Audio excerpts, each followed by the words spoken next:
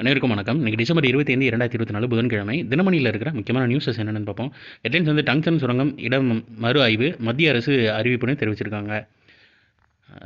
அப்புறமா கேரளம், மணிப்பூர், அது போக 3 மாநில ஆளுநர்கள் மாற்றம்னு தெரிவிச்சிருக்காங்க. கேரள ஆளுநர் ஆரிஃப் முகமது கான் பீகார் ஆளுநராக நியமிக்கப்பட்டுள்ளார்னு தெரிவிச்சிருக்காங்க. பீகார் ஆளுநராக இருந்த ராஜேந்திர விஸ்வநாத் லேக்கர் கேரள மாநில ஆளுநராக நியமிக்கப்பட்டுள்ளார்னு தெரிவிச்சிருக்காங்க. மணிப்பூர் மாநில ஆளுநராக அஜய்குமார் பல்லா நியமிக்கப்பட்டுள்ளார்னு தெரிவிச்சிருக்காங்க. அசாம் ஆளுநர் லக்ஷ்மண் பிரசாத் ஆச்சாரியா மணிப்பூர் ஆளுநராக கூடுதல் பொறுப்பு வைத்த நிலையில் அஜய் பல்லா நியமிக்கப்பட்டுள்ளார்.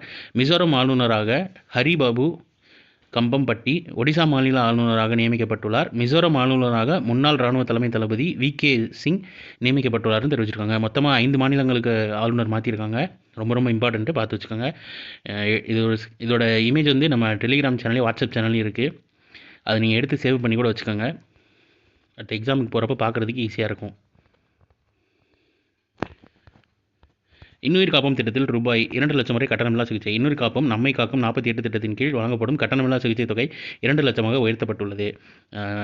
2021ஆம் ஆண்டு டிசம்பர் 18ஆம் தேதியில் வந்து முதல்வர் தொடங்கப்பட்டது இந்த திட்டம். சாலை விபத்துகளில் சிக்கிய உயிர்களை உடனடியாக மீட்டு காப்பாற்றுவதே இதன் நோக்கம். தமிழகத்தில் அதிக சாலை விபத்துகள் நடைபெறும் 500 இடங்களை கண்டறிந்து அதன் அருகில் உள்ள தனியார் மற்றும் அரசு மருத்துவமனைகளை தேர்ந்தெடுத்து இத்திட்டம் செயல்படுத்தப்படுகிறதுன்னு தெரிவிச்சிருக்காங்க. அதோட ரூபாய் வந்து 2 லட்சம் வரை உயர்த்தி இருக்கிறதாகவும் சொல்லியிருக்காங்க. வெம்பக்கோட்டை அகழாய்வில் உருண்டை வடிவ பீங்கான் மணி கண்டுபிடிக்கப்பட்டதாக சொல்லியிருக்காங்க. வெம்பக்கோட்டையில் 3ஆம் கட்ட அகழாய்வு பார்த்துக்கோங்க. 3ஆம் கட்ட அகழாய்வில் பழங்காலத்து சோடினை பீங்கானால் தயாரிக்கப்பட்ட உருண்டை வடிவ மணி, மாவு கற்களாலான நீள் வட்ட வடிவ மணிகள், அலங்கரிக்கப்பட்ட சங்கு வளையல்கள் செவ்வாய்க்கிழமை கண்டறியப்பட்டனன்னு தெரிவிச்சிருக்காங்க.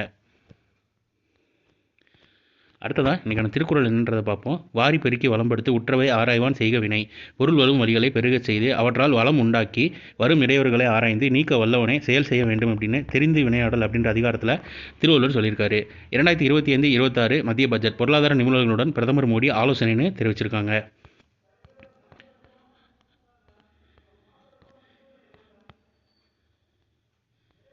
அடுத்ததாக 17 சிறார்களுக்கு பால புரஸ்கர் விருது குடியரசுத் தலைவர் நாளை வழங்குகிறார். பல்வேறு துறைகளில் சாதனை புரிந்த 17 சிறார்களுக்கு நிகழாண்டுக்கான பிரதமரின் ராஷ்டிரிய பால புரஸ்கர் விருதை குடியரசுத் தலைவர் திரௌபதி முர்மு வியாழக்கிழமை அதாவது டிசம்பர் 26 நாளைக்கு வழங்குகிறார்னு தெரிவிச்சிருக்காங்க.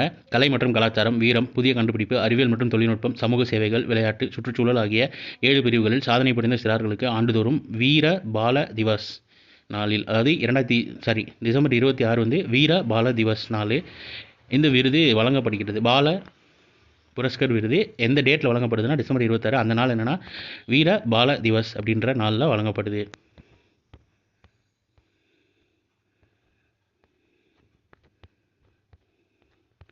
அடுத்ததாக சூரியனை மிக நெருக்கத்தில் கிடக்கும் நாசாவின் விண்கலம்.